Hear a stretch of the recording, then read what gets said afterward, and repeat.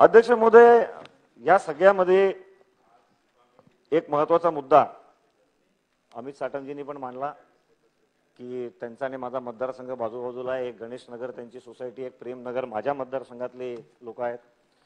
म्हणजे महानगरपालिकेच्या भूखंडावरची SRA scheme आणि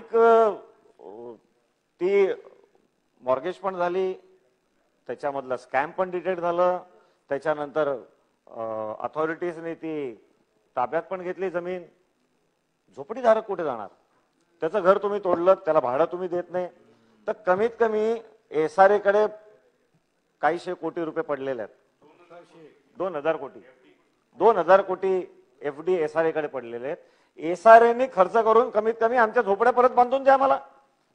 हजारो झोपडीधारकांना तुम्ही बाहेर काढता आणि त्याच्यावर एक स्कॅम होता. आता त्या स्कॅमचा जो होईल ते होईल, मला त्याच्यामध्ये त्या अँगलमध्ये जायचं नाही, परंतु हजारो झोपडीधारक आज रस्त्यावर आहेत.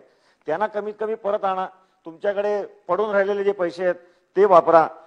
तुम्ही सांगितलं, तुम्ही एक अथॉरिटी आहात, शासनाची अथॉरिटी आहात, तुम्ही सांगितलं म्हणून आम्ही इथून घरातून बाहेर पडलो आणि त्यामुळे आम्ही रस्त्यावर आलोय. मला वाटतं अध्यक्ष महोदय, अशा असंख्य कहाण्या या ठिकाणी सांगता येतील.